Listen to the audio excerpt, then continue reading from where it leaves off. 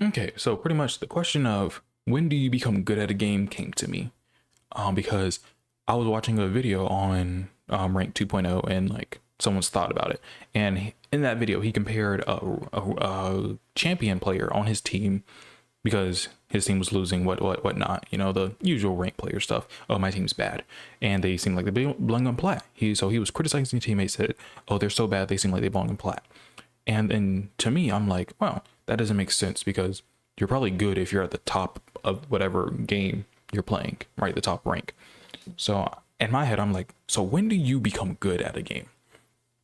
And I think that's a very interesting question because for many people, it's a different point, right? If you're a pro player, your terms of good is nine times out of 10. Oh, you're either in my rank or you're one below it, minimum you're one below it. If you're two below it, you're shit at the game. You're actual dog shit. And then one rank below is usually, oh, you're bad, but it's okay. It's okay. You have potential. You have potential to be good, right? That's usually what a lot of pro players or high level players say when they're looking at the rank charts and they're like, oh yeah, you're in diamond, get out my games, you're bad.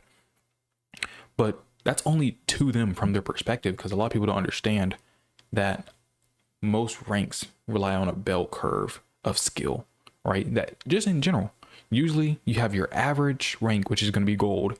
And then from there, usually gold is the most populated rank. And then you have your plats, your diamonds, your grandmasters, your masters. And then on this side, you have your silvers, bronze, coppers, unranked, whatever, whatnot, casual players. So what point on that chart do you become, would you say is good? Because it's just weird when pro players or high level players say, oh, if you're not grandmaster above, you're bad at the game. Because fundamentally, you're saying I have to be on the same level of a pro player, which let's equivalent to basketball standards. It's LeBron fucking James. You're LeBron James expecting me to be on your level and just saying you're good. Just be good. I have to be on your level. Or like just slightly below it. Just slightly below it. But it just doesn't make sense. That's just not how it can work. Because if that's the case, Tony Snell is only a good basketball player. But we all know if we were in a 1v1 against Tony Snell, we'd be looking up like, don't dunk on me, daddy. Well. Anyways, but you get the point, right?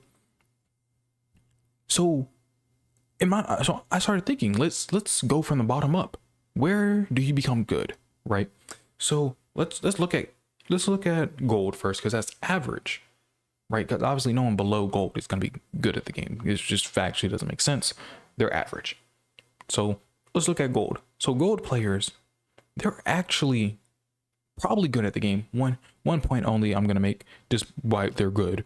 Casuals players exist. People that only play casuals and don't play rank. So we already know that usually most people that don't play rank are worse at the game than people that do play rank. Why? Because they're playing against one, worse competition on average, and two, they don't take the game as seriously as other people. So let's first off say, hey, gold players are good at the game. Why? Because just majority of player base is on this side of the chart, the bad side, compared to the good side. So really, it's gold players aren't even in the middle. They're more like on this side of the chart, leaning towards good. So that's one reasoning.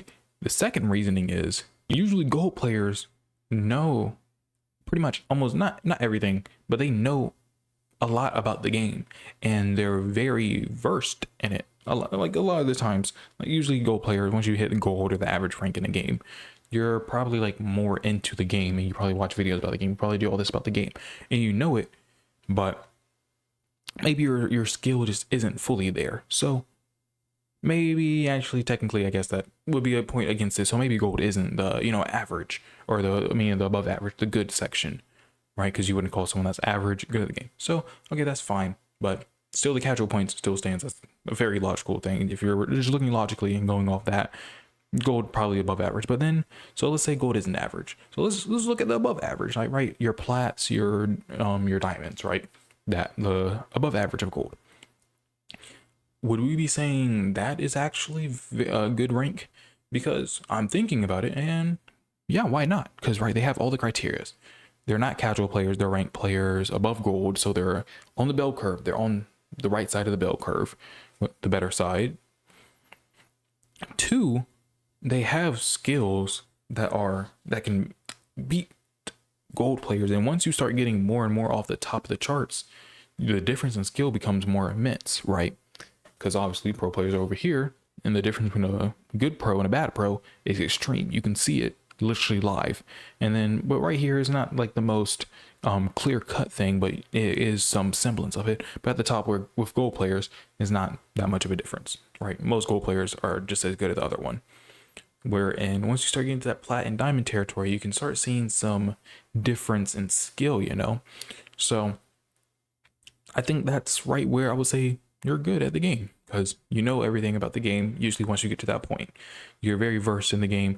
Your skill level, your mechanical skill is usually top 25% in that game at that point. So would we really say that if you're better than 75% of the player base, can you be bad at it?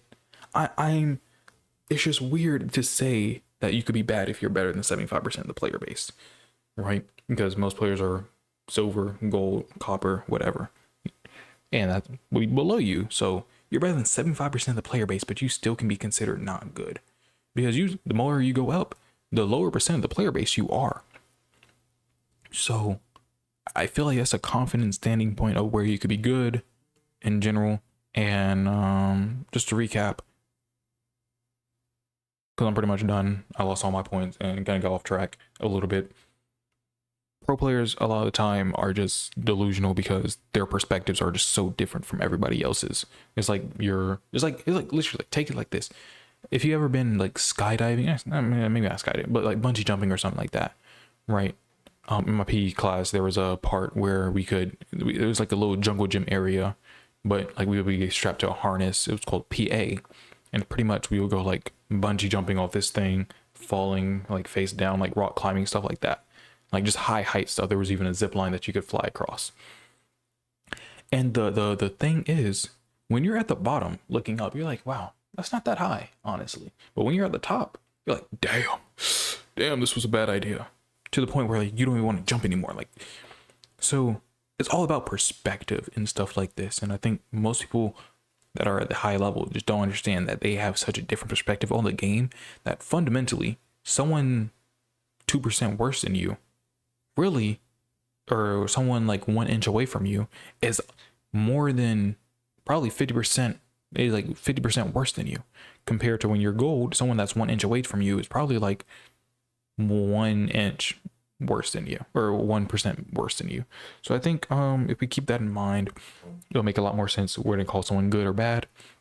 And don't listen to pro players. Pretty much, they see the game differently than you. Same thing for really bad players. They see the game factually different from you.